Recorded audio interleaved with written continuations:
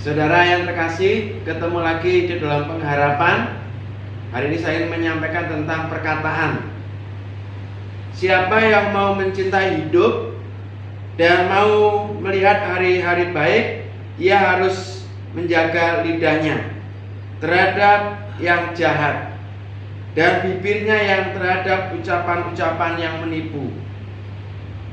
Ia harus menjauhi yang jahat dan melakukan yang baik.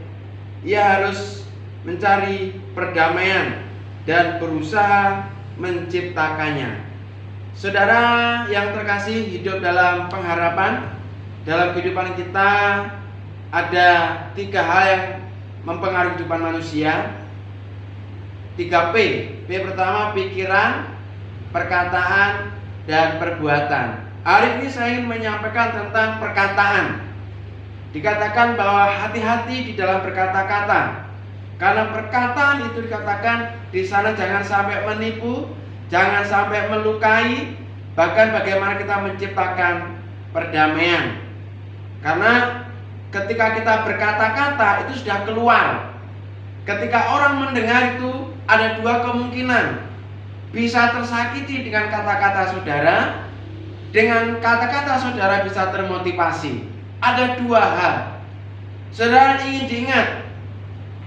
diingat apanya? Ingat perkataannya. Oleh sebab itu perkataan itu sangat penting.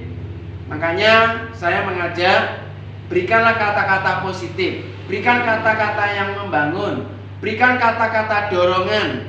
Jangan kata-kata yang membuat orang lemah. Kenapa ada orang yang tersinggung? Kenapa ada orang yang sakit hati? Kenapa ada orang yang dendam? Salah satunya karena perkataan. Oleh sebab itu, biarlah hari-hari kita menjadi lebih baik. Jagalah lidah, jagalah perkataan kita, sehingga kata-kata itu membangun orang lain, memotivasi orang lain.